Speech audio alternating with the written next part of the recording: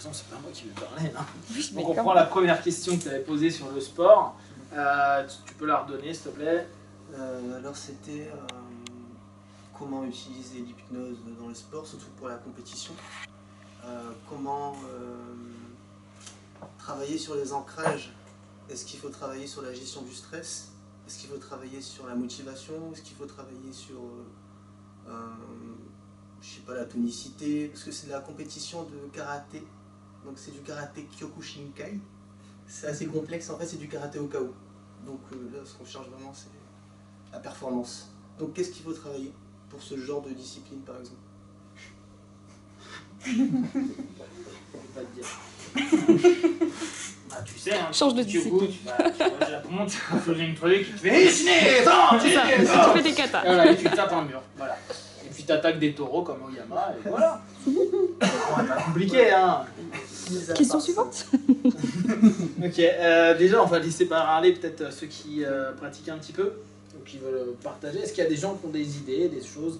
Notamment là ce qui est intéressant, c'est le questionnement est sur la notion d'ancrage. Hein. Donc le principe d'ancrage, est-ce que tout le monde sait ce que c'est un ancrage? Je veux bien qu'on me rappelle, parce que c'est vrai que... Ok. Qui est-ce qui a une réponse sur ce qu'est un ancrage? D'accord. Hein? Ah, vas-y. Une petite réponse à mon petit niveau. Du coup, un ancrage, ça serait quand on associe un geste ou à un mot. Enfin, souvent, c'est par exemple une chose comme ça ou comme ça. Et du coup, en associant ce geste à une image ou une sensation. Ou un état. Si on a déjà vécu par exemple l'état d'hypnose, on dit, ou en hypnose de rue par exemple, le fou rire, et on dit à chaque fois que tu fais ça, tu vas rigoler. Et donc, ancrage, à chaque fois que tu fais ça, tu rigoles. C'est clair. Il y avait aussi une notion de temps que j'ai oublié de dire. C'était s'il fallait faire l'ancrage juste avant la compétition, ou s'il fallait faire l'ancrage une semaine avant, ou, enfin, je sais pas quoi. Alors, je peux peut-être pas répondre à la question, mais je peux partager une expérience. En 2010, j'ai fait une opération de cœur. Donc, pendant toute mon adolescence et mon jeune âge, je n'ai jamais pu faire de sport. Et ensuite de cette opération, je commençais à m'entraîner tout doucement pour avoir une vie normale. Et puis, quelques années après, 4 ans après, j'ai décidé de faire une course à pied, en 10 km. Alors que j'avais jamais couru d'avant. Et mon ami, il m'a fait justement des ancrages. Une nuit avant, c'était ça, la course à pied? Ouais, la veille au soir. La veille au soir. Et c'était un bouton pour l'élasticité et un bouton pour la poussée de front. Je sais pas, je lui ai demandé ce qu'elle voulait et je lui ai mis ce qu'elle voulait en fait. Mais Parce que comme c'est j'avais elle pas qui du savait ce qu'elle voulait. tout l'habitude de courir, c'était super intéressant parce que pendant toute la course, déjà j'étais très motivée pour la faire parce que moi c'était comme un marque, le top du top de pouvoir courir alors que j'ai jamais pu courir même après un bus dans ma vie. Et à chaque fois que je me sentais un peu fatiguée et que je me sentais étirée, j'ai appuyé sur mes boutons. Bon, j'avais l'air derrière, mais c'était trop drôle de faire ça et sentir cette énergie qui montait, qui était très puissante. Et pouvoir profiter de la course et regarder autour. Et je voyais des gens qui avaient l'habitude de courir. À la fin, ils étaient vraiment très fatigués. Et moi, mais alors pas du tout. J'ai même pas eu des courbatures. Et c'était quelque chose de très intense et de très beau. Enfin, on n'a pas... Il n'y a pas eu d'entraînement, il n'y a pas eu de... Ouais, elle avait couru juste 2 fois dans sa vie avant, c'était dans la semaine. Quoi. La première fois, au bout d'un kilomètre, elle était ravanée, elle était par terre sur le tapis. Quoi. Mais après, je pense que ça part aussi d'une motivation et d'une envie de faire... Bon, tu avais parlé d'une compétition, je pense que c'est une personne qui va dans une compétition, elle a déjà envie de gagner. Donc forcément, l'envie est... Donc ça marche. Donc pour ce qui est du temps, tu l'as fait du soir avant? Ouais, je l'ai fait la veille au soir, sachant que... alors je sais pas si c'était la bonne méthode, parce que voilà, mais j'ai appliqué le truc qui me semblait le plus simple, c'était de lui demander quels étaient les points qui lui faisaient le plus peur. Et elle m'a dit, j'ai peur d'avoir des courbatures, j'ai peur d'avoir les muscles secs et compagnie. Je lui ai dit, on va travailler sur l'élasticité, on va travailler sur le fait que tu n'as pas de douleur et que tu te sens bien. Et voilà, après on a mis 2 ancrages, c'était assez sympa de faire comme ça, puisqu'il y a un système un peu de protection, et voilà, ça, en plus elle est super réceptive, donc voilà, mais je lui ai demandé ce qu'elle souhaitait, elle. Je pense que j'aurais pu lui mettre ce que je voulais, mais en fait, autant lui donner ce qu'elle attendait en fait. Donc, dans la vie, tout simplement. Ok, merci. D'autres. Ouais, justement, en fait, moi je trouve que le corps a des limites, et en faisant ça, est-ce que tu n'es pas en train de dépasser ce limite que ton corps te fixe? Par exemple, je sais pas, quand tu cours, tu es fatigué, tu as des courbatures, et justement, ton corps te dit attention, tu es fatigué, il faut t'arrêter maintenant. Mais si tu as ce système qui fait que dans ta tête, tu te sens pas fatigué, mais finalement ton corps il est fatigué, est-ce que plus tu pousses, ça se trouve, plus tu vas arriver dans un état De blessure. de blessure, voilà. Bah, là, Du dopage, quoi.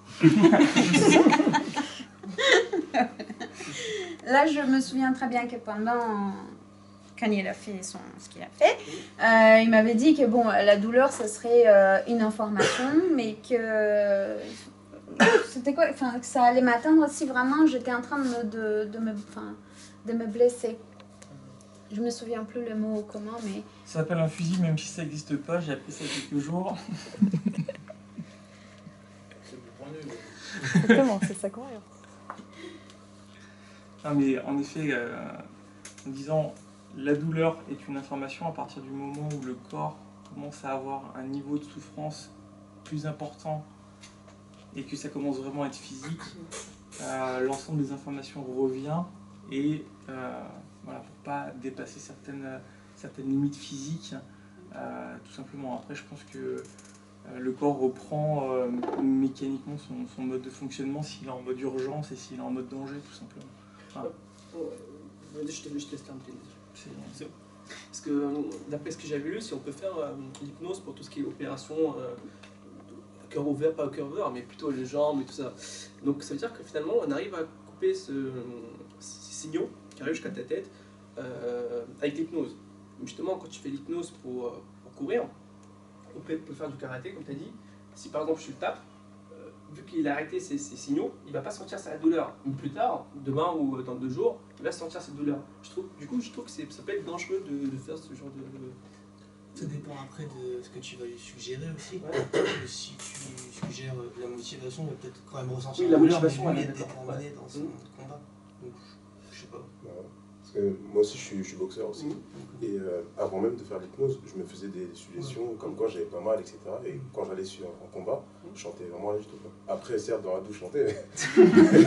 Déjà, t'as l'adrénaline. Voilà, t'as l'adrénaline et tu sens pas du tout la chose. Donc du coup, même si c'est avec l'hypnose, je pense pas. D'accord. Ok. Et t'as pas des retours qui sont négatifs hein, quand tu regardes sur les notions qui ont été faites sur les opérations, les gars ressortent plus vite de leur anesthésie. Et en plus, ils n'ont pas les conséquences de l'anesthésie. Et en fonction du principe suggestif qu'on lui a donné, la plupart du temps, la personne elle cicatrise plus rapidement, plus facilement. Tu récupères mieux. Donc en fait, ça va dépendre des suggestions. La limite que tu donnes au corps, déjà, elle est différente sur chaque personne. Et après, physiologiquement, on s'aperçoit avec la notion de suggestion qu'il y a un impact sur le corps. Et que ça peut réellement modifier des choses qui, logiquement, on va dire, si on généralise la science sur la physique ou sur la bio, et ben tu vas te dire, bon bah ça c'est une limite raisonnable. C'est ce qu'on a fait nous comme une norme. La douleur, les gens à partir de tel truc devraient avoir tel niveau de douleur, point. Sauf que ça reste une norme et qu'on peut la faire varier en fonction de ce que tu vas créer comme suggestion dans l'état dans lequel tu vas être. Parfois on va avoir un état hyper dissociatif, ce qui va nous permettre, d'ailleurs c'est là il n'y a pas d'unpoc, mais ceux qui font des trails de l'extrême, qui font 100 bornes ou 200 bornes en courant, au bout d'un moment tu as un phénomène dissociatif où les gars, c'est dans un des bouquins que Don Pok me parlait, le mec ça faisait 200 bornes qu'il courait, et puis il dit ouais mais je me voyais moi à côté de moi. Je courais, en fait mon corps je le sentais plus, je me voyais.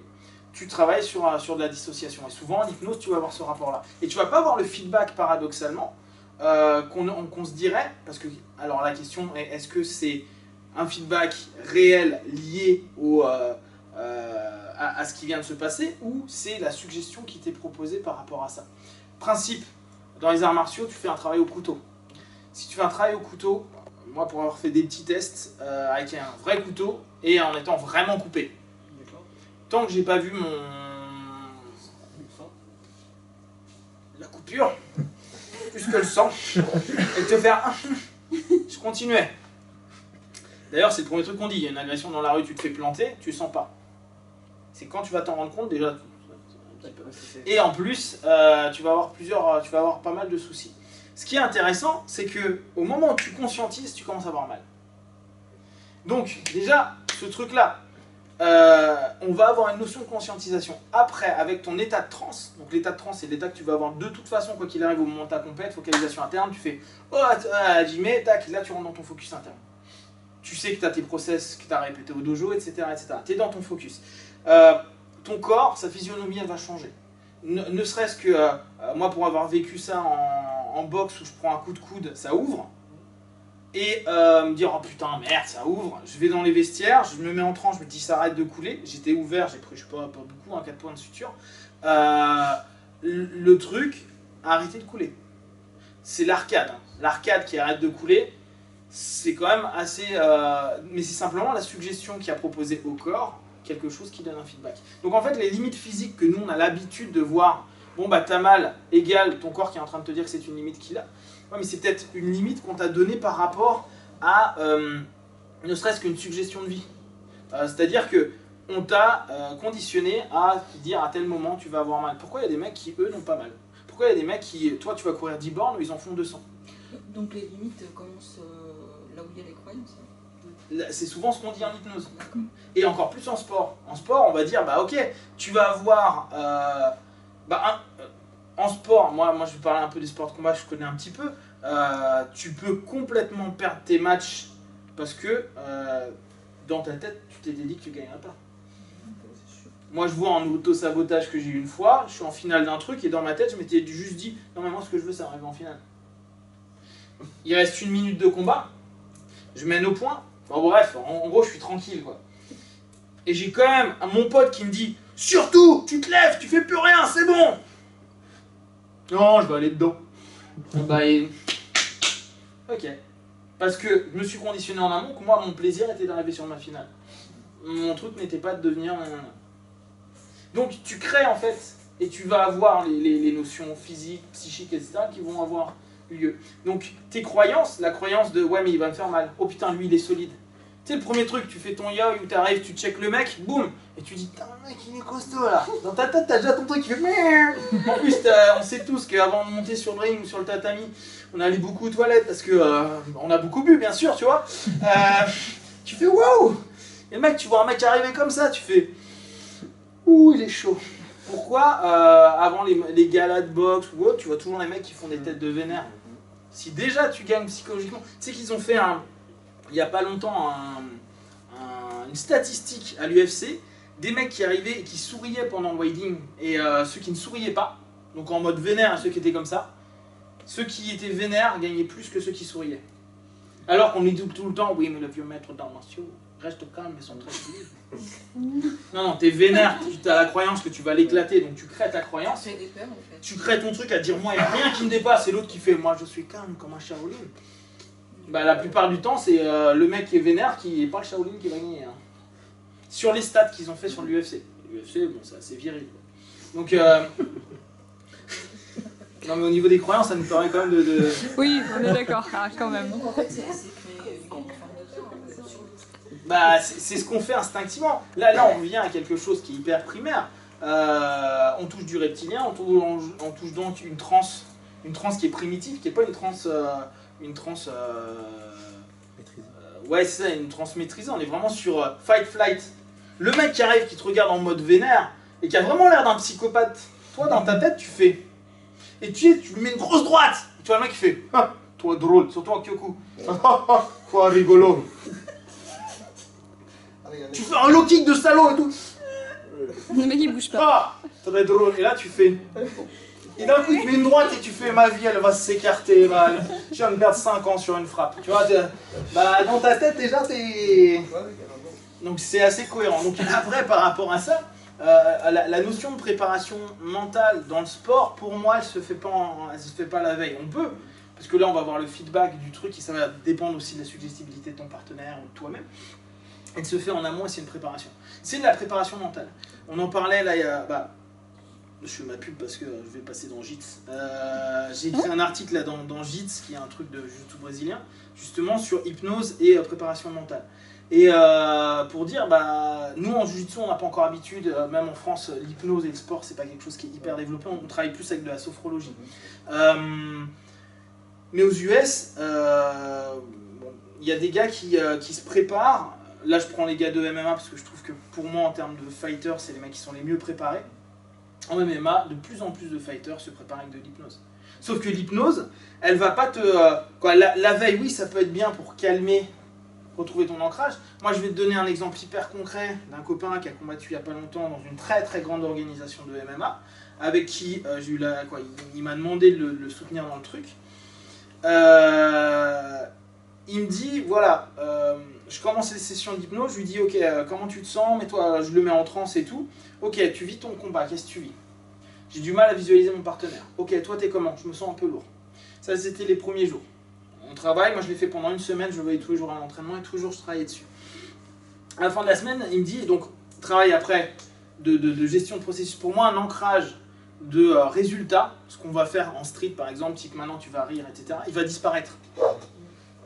Les ancrages, de la manière générale, qu'on utilise, notamment en street, mais également en thérapie, que ce soit via la PNL, via l'hypnose ou via n'importe quelle chose, si c'est un ancrage qui est juste d'état, tu vas retourner à chaque fois que tu fais ça, tu retournes dedans, hormis l'avoir répété plein de fois et l'utiliser tout le temps, il va se dégrader.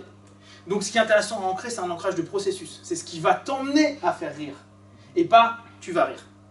Ce qui fait que déjà, c'est pas la même chose. C'est ce qui va te faire entrer dans ton état de ok, dès que je fais mon yoï, pourquoi on a des rituels? Alors d'autant plus en karaté, en kyoku,